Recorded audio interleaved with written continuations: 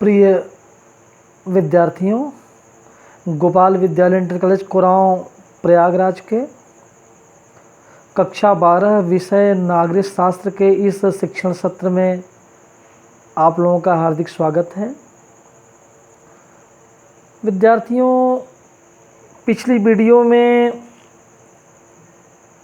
Soviet संघ के विघटन या पतन के उत्तरदायी प्रमुख कारकों तथा सोवियत संघ के इस विघटन के परिणामों के संबंध में मैंने आप लोगों को बताया था। आज मैं आप लोगों को साम्यवादी शासन के बाद का एक विशेष बिंदु, जिसे शॉक थेरेपी के नाम से जाना जाता है, के बारे में बताऊंगा। विद्यार्थियों, सोवियत संघ के पतन के बाद रूस, पूर्वी यूरोप तथा मध्य एशिया के देशों में साम्यवाद से पूंजीवाद की ओर संक्रमण के लिए एक विशेष मॉडल अपनाया गया, जिसे शॉक थेरेपी कहा जाता है। शॉक थेरेपी अर्थात आघात पहुंचाकर उपचार करना, अर्थात पहले चोट पहुंचाना फिर उपचार करना। बच्चों, विश्व बैंक एवं अंतर्राष्ट्रीय मुद्रा कोष द्वारा इस प्रकार के मॉडल को अपनाया गया। शॉक थेरेपी में निजी स्वामित्व, राज्य की संपदा के निजीकरण और व्यावसायिक स्वामित्व के ढांचे को अपनाना, पूंजीवादी पद्धति से कृषि करना तथा मुक्त व्यापार को पूर्ण रूप से अपनाना शामिल है। वित्तीय खुलेपन तथा मुद्राओं की आपसी अदला बदली, परिवर्तनशीलता भी इस सिद्धांत में बहुत महत्वपूर्ण मानी गई है। बच्चों, इस आघात पहुंचाकर उपचार करना अर्थात शॉक थेरेपी के क्या क्या परिणाम रहे, मैं आपके सामने रख रहा हूँ। शॉक थेरेपी के परिणाम ये आप लोगों के सम्मुख हैं। इसका जो पहला परिणाम है वह अर्थव्यवस्था का तहस नहस होना। बच्चों, सन 1990 में अपनाई गई शॉक थेरेपी जनता को उपभोग के उस आनंद लोक तक नहीं ले जा पाई जिसका उसने वादा किया था।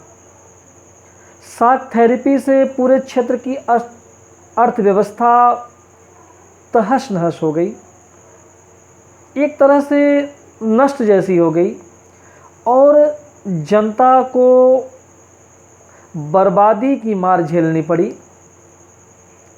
जनता आर्थिक रूप से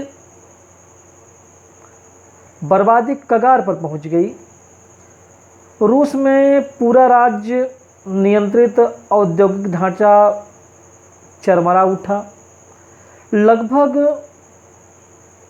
80 से 90% उद्योगों को निजी हाथों अथवा कंपनियों को बेच दिया गया। निजीकरण को बढ़ावा दिया गया। आर्थिक ढांचे का यह पुनर्निर्माण, चूँकि सरकार द्वारा नियंत्रित औद्योगिकरण की नीति की अपेक्षा बाजार की शक्तियाँ कर रही थी, इसलिए यह कदम सभी उद्योगों को नष्ट करने वाला साबित हुआ। इसे इतिहास की सबसे बड़ी गराज सेल के नाम से जाना जाता है, क्योंकि महत्वपूर्ण उद्योगों की कीमत कम से कम करके आंकी गई और उन्हें औने पौने दामों में बेच दिया गया। यद्यपि इस महाबिक्री में भाग लेने के लिए समस्त जनता को अधिकार पत्र प्रदान किए गए थे, लेकिन वास्तविकता इससे भिन्न थी। अधिकांश जनता ने अपने अधिकार पत्र काला बाजारियों को बेच दिए, क्योंकि उन्हें धन की आवश्यकता थी। इस प्रकार से शॉक थेरेपी के परिणाम के रूप में अर्थव्यवस्था नष्ट हो गई, अर्थव्यवस्था तहस नहस हो गई। रूसी मुद्रा रूबल में गिरावट। विद्यार्थियों, आघात पहुंचाकर उपचार करने की नीति के कारण अर्थात शॉक थेरेपी के कारण रूसी मुद्रा रूबल के मूल्य में नाटकीय ढंग से गिरावट आई। मुद्रास्फीति इतनी बढ़ी कि लोगों की जमा पूंजी धीरे धीरे समाप्त हो गई और लोग निर्धन हो गए। आर्थिक इस चोट के कारण जो रूसी मुद्रा रूबल थी वह अत्यधिक गिरावट के स्तर में चली गई। खाद्यान्न सुरक्षा की समाप्ति, यह भी शॉक थेरेपी का एक महत्वपूर्ण परिणाम था। इसके कारण सामूहिक खेती की प्रणाली समाप्त हो गई। अब लोगों की खाद्यान्न सुरक्षा भी समाप्त हो गई, जिससे लोगों के समक्ष खाद्यान्न की समस्या भी पैदा होने लगी। रूस ने खाद्यान्न का आयात कर दिया। पुराना व्यापारिक ढांचा तो टूट चुका था, लेकिन उसके स्थान पर कोई वैकल्पिक व्यवस्था नहीं हो पाई थी। इससे खाद्यान्न संबंधी समस्या खड़ी हो गई और एक तरह से जो रूस सोवियत संघ खाद्यान्न के क्षेत्र में सुदृढ़ था, अपने ऊपर निर्भर था, वह खाद्यान्न सुरक्षा उसकी धीरे धीरे समाप्त होती चली गई। समाज कल्याण की समाजवादी व्यवस्था को नष्ट किया जाना। बच्चों, सोवियत संघ से अलग हुए राज्यों में समाज कल्याण की समाजवादी व्यवस्था को क्रमशः नष्ट किया। समाजवादी व्यवस्था के स्थान पर नई पूंजीवादी व्यवस्था को अपनाया गया।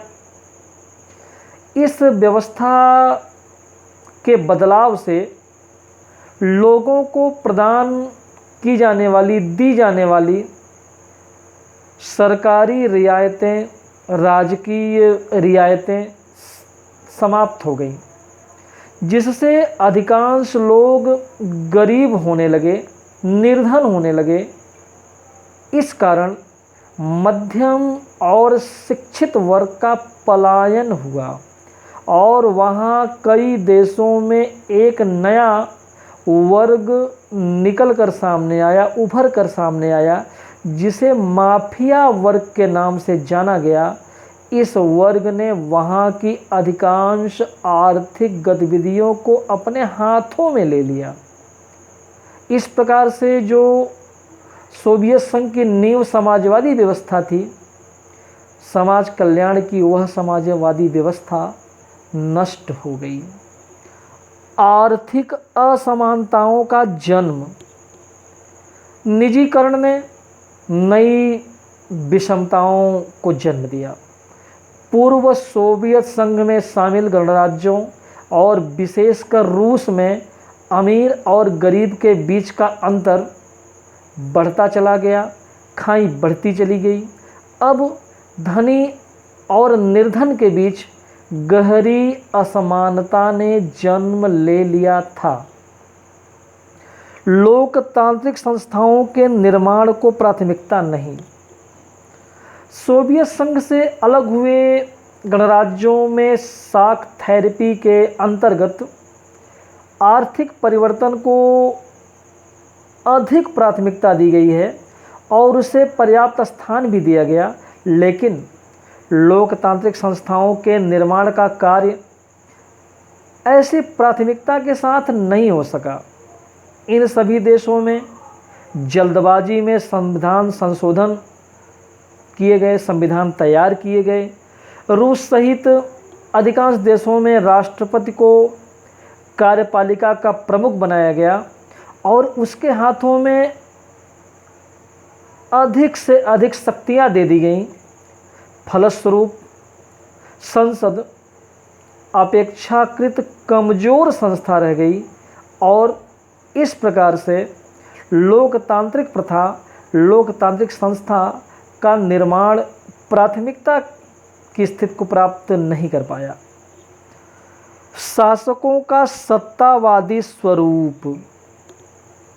विद्यार्थियों, एशिया के देशों में राष्ट्रपति को बहुत अधिक शक्तियां प्रदान कर दी गईं और इनमें से कुछ सत्तावादी हो गए। जैसे तुर्कमेनिस्तान और उज़्बेकिस्तान के राष्ट्रपतियों ने पहले 10 वर्षों के लिए अपने को इस पद पर बहाल किया और उसके बाद समय सीमा को आगे 10 वर्षों के लिए और बढ़ा दिया। इन राष्ट्रपतियों के अपने फैसले से असहमति या विरोध की अनुमति नहीं दी, जिससे एक तरह से शासकों का जो स्वरूप था वो सत्तावादी हो गया, वो सत्ता के भूखे हो गए। न्यायपालिका की स्वतंत्रता स्थापित नहीं। सोवियत संघ से अलग हुए गणराज्यों में न्यायिक संस्कृति एवं न्यायपालिका की स्वतंत्रता अभी तक स्थापित नहीं हो पाई है। वहाँ स्वतंत्र और निष्पक्ष न्यायपालिका का नितांत अभाव है और वहाँ पे न्यायपालिका की स्वतंत्रता को स्थापित किया जाना अति आवश्यक है। इस प्रकार से बच्चों हम कह सकते हैं कि शॉक थेरेपी वास्तव में एक आघात था। इससे संपूर्ण अर्थव्यवस्था नष्ट प्राय हो गई। इसका उपचार कोई नहीं था, क्योंकि जनता को उपभोग के आनंद लोक की बात कही गई थी, लेकिन सही मायनों में यह एक जुमला भर था। अपना मंतव्य सिद्ध करने के लिए बड़े बड़े जुमलों को अपनाया जाता है, जो कि एक धोखा है। चोट पहुंचा करके उपचार करना एक तरह से अच्छी बात नहीं है, एक धोखा है और इसके परिणाम कितने भयावह हुए इसको आप लोगों ने देखा। अगली वीडियो में मैं आप लोगों को सोवियत संघ के विघटन के बाद रूस की विश्व राजनीति में भूमिका कैसी रही इसके बारे में बताऊंगा। आज के लिए बस इतना ही। आप लोगों को बहुत बहुत धन्यवाद।